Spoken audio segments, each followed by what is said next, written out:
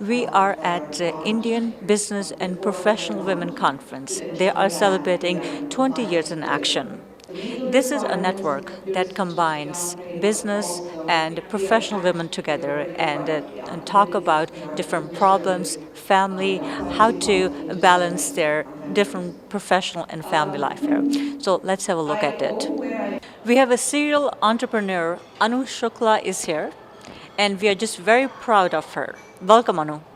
Thank you so much, Sonia. And they say that women are like wired differently, more emotionally, and they take more stress. And if you're an entrepreneur or businesswoman, how do you manage or handle that stress? I think that it comes with experience, and yes, everybody gets. Oh, it comes with experience. I think that everybody gets stressed, and being an entrepreneur, trying to build your own business, or even juggling home, kids, will cause stress to a woman or a man, right? And women tend to bottle it up inside, and that's not good. I think you should realize when you're getting stressed and tense. And what I do is I definitely do two things I think that help me with stress. Number one is I exercise every day, even if it's just a long walk. And luckily, as you know, I have a dog that I love, and so just taking the dog for a walk on the trails is much better than just trying to work on a treadmill, right?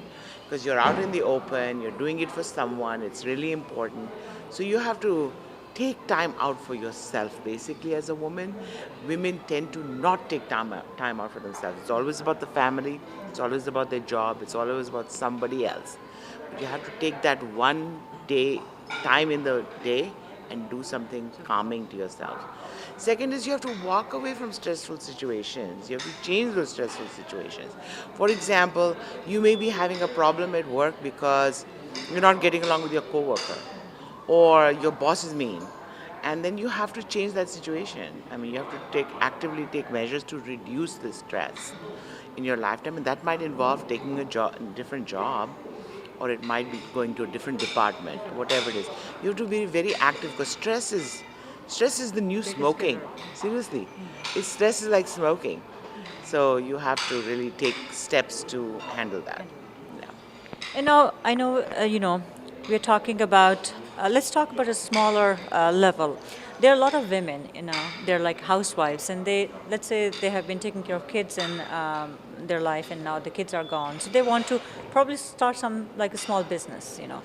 Uh, what is the stepping stone, because business is something, when we hear about business, it's like a red flag, they're scared to take all the steps. What is the smallest step a woman can take on a smaller level?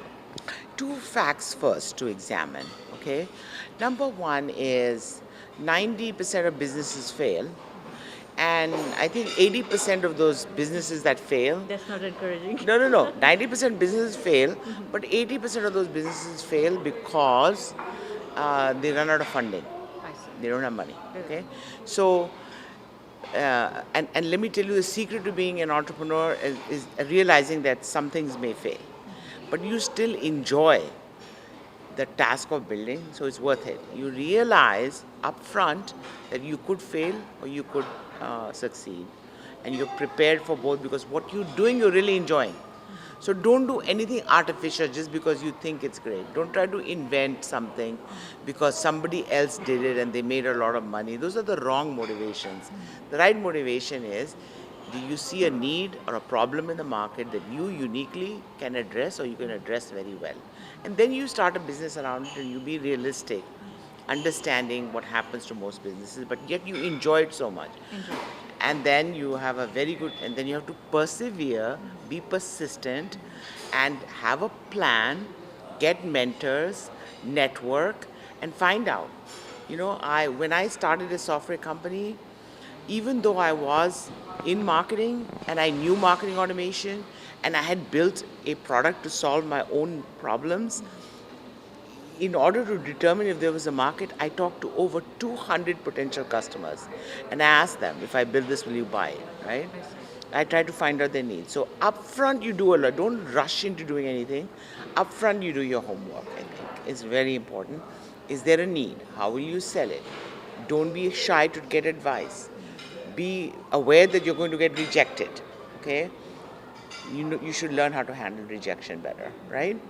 And I think it's great. People have time, they have the inclination, and they are going to do something they enjoy doing. Then, if you fail or succeed, what does it matter? You're enjoying. That's the right motivation. But then, steps to success are all about your homework, right? Your homework, how much work you've do in advance, to determine if there's a need for your product, and that you're going to make a product that's going to fulfill that need and get plenty of advice and plenty of help, then I guarantee you it'll succeed. If you Wow. do all that.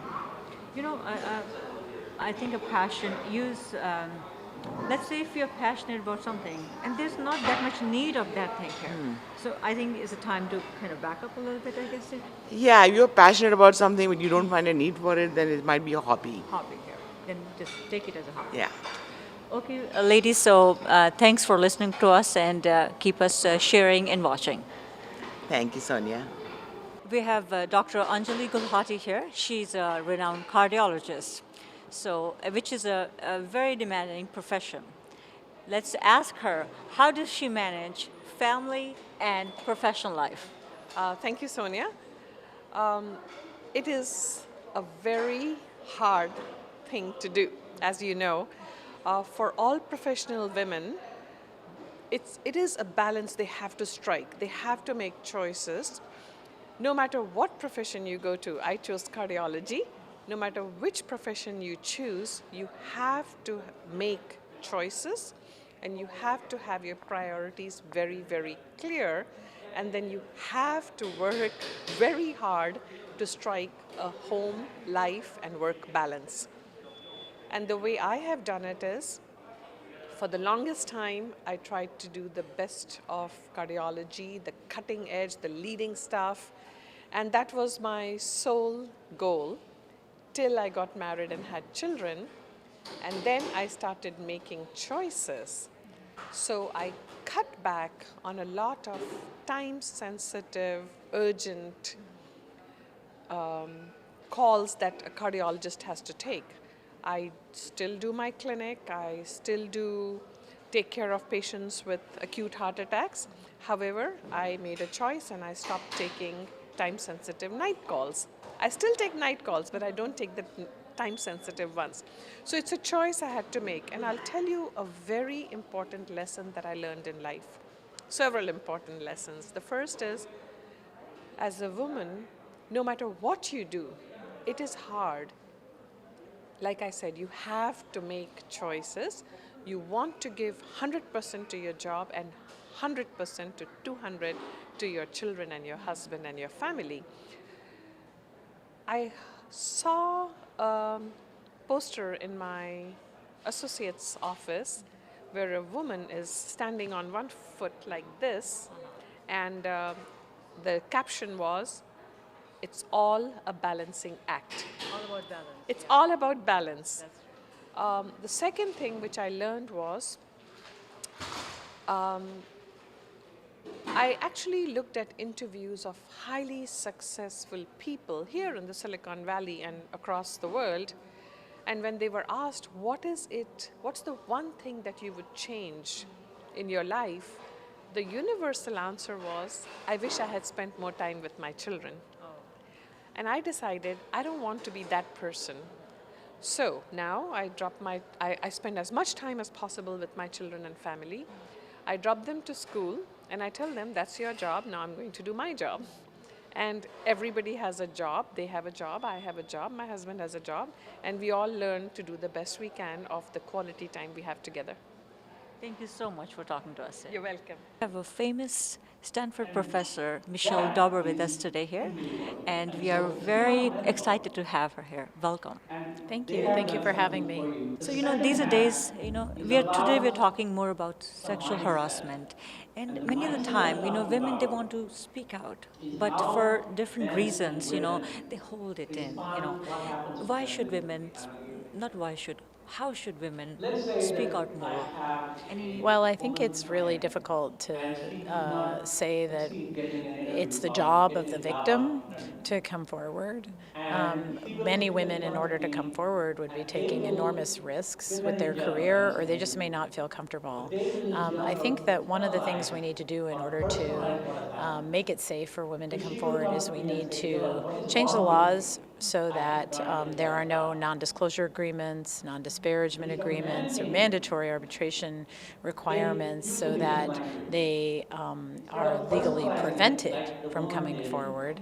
And then I think we need to make sure that when survivors do come forward, that they're believed, that they're treated with respect and dignity, and that perpetrators are held accountable and punished, including terminated from their jobs or criminally prosecuted, so that victims know that they'll be supported if they come forward. Thank you so much for telling us. Anything else you would like to say, women out there? No, I think this is a wonderful conference, and thank you very much for having me. Thank you. We are here with Deepika Lalwani, and she is the president or the person who actually organized this conference, Indian Business and Professional Women Conference here. And today, today we are celebrating 20 years of it here. So Deepika, tell us the idea behind this networking. Sure. When I finished my MBA from San Jose State, I wanted to belong to an organization where I could interact and be with women like me, educated, highly empowered, and also to learn, because learning is a continuous process. And I knew I was going to miss my MBA class fellows and all. And the idea came to me, and this is how the organization was founded, and it grew.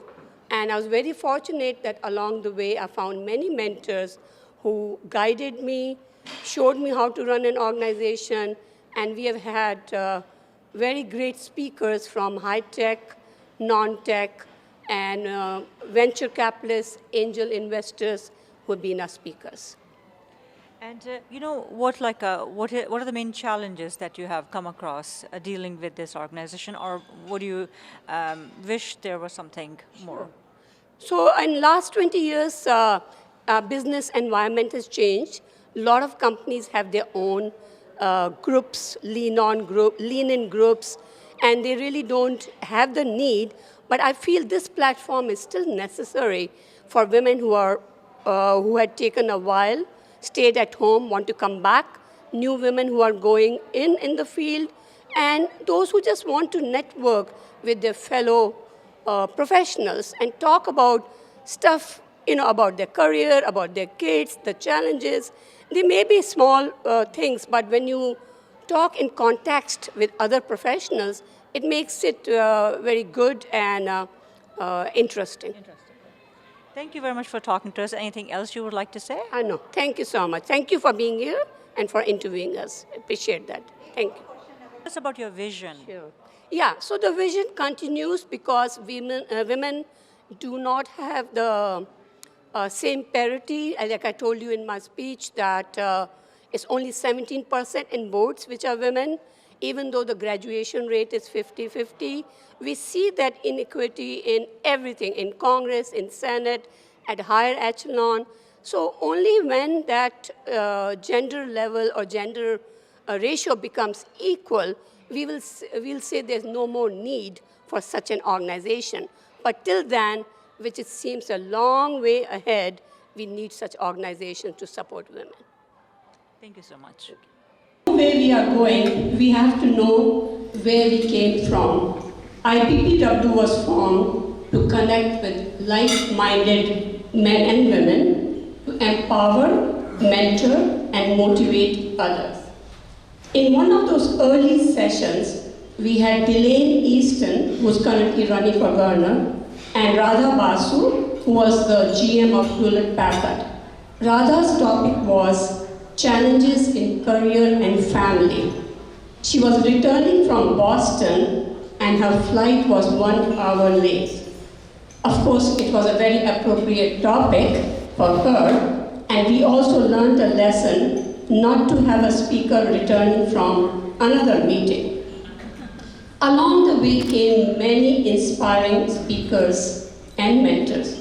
My mentor was Michelle Bolton, my MBA professor from San Jose State. She guided me along the way, and I'm glad to say she's still my mentor, and she would have been here, but her daughter is getting married. I think that's more important for her, to attend her daughter's wedding. We followed Robert rules of order. We had a Toastmaster who sat with us during the meetings, made us understand and do all the meeting rituals and make it very professional.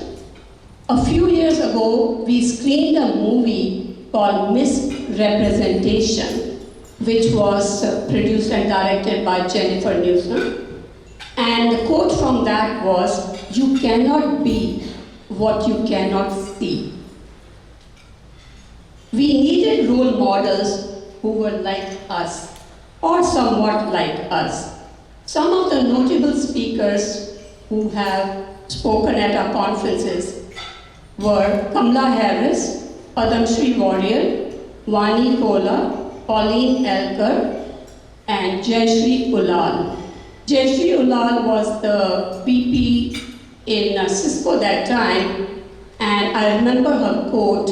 She said, "Deepika, you don't have to get involved in politics, but you have to know what's happening in politics."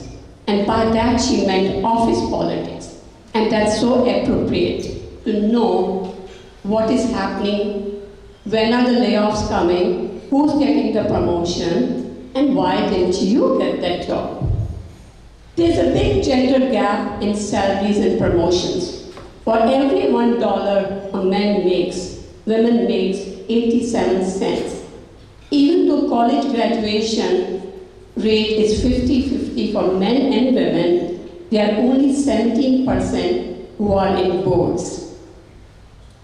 Our most popular topics have been, as I mentioned before, balancing career and family, breaking glass ceilings, and how to find a good nanny, or a housekeeper, or a cook.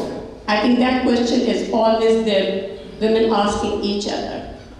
Our advisory board was formed by Lata Krishnan, Radha Basu, Talat Hassan, Vinita Gupta, and there were also few good men.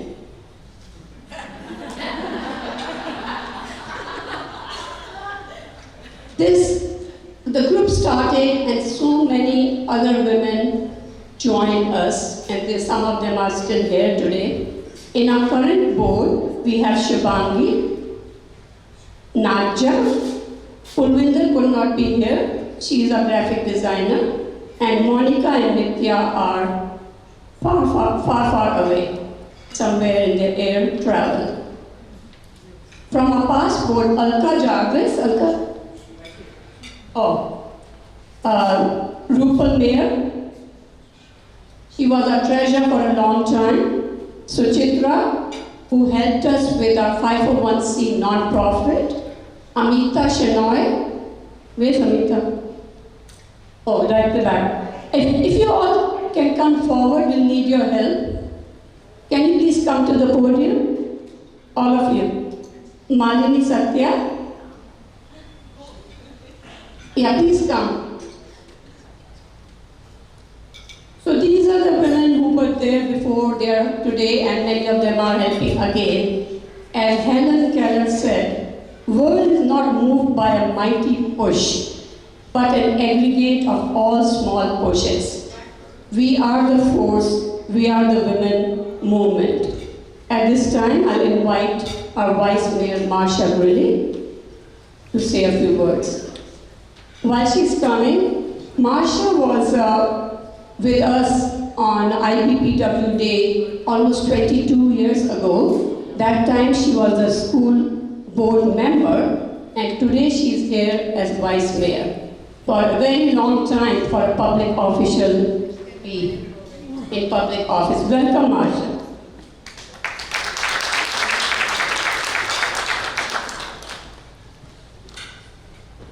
I just want to thank all of you for including me today.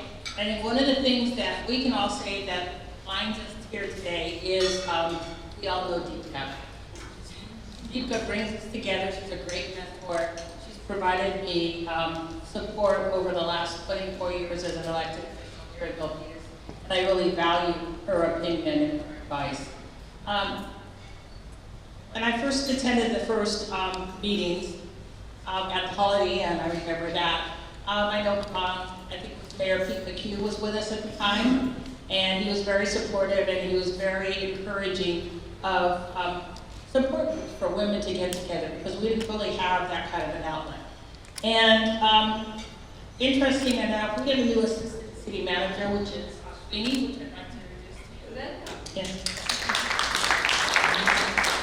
Well, I think it's interesting about Ashwini and I were talking the other day, and we realized that our paths crossed at one of these meetings 22 years ago. So she was talking about the fact that she had been here with it. So that is what you've done, is you've brought all of these people together, and we really appreciate, I think all of us here do appreciate what you have done to inspire us and to energize women and to get us involved. So we really appreciate your positive influence to you and the entire board. So I do have a proclamation from the city of Milpitas. I'll read just a little bit of it. Indian Business and Professional Women is a nonprofit support network that promotes education, leadership, and self-development through seminars and workshops. It encourages and stimulates business and professional potential among women, and continues to have noteworthy personalities as guest speakers at its seminars and workshops. Whereas you provide mentoring to women in the areas of career and business enhancement, we celebrate with you today, and we thank you for all that you have done to provide empowering interactive sessions. So we thank you very much and look forward to continuing to work with you.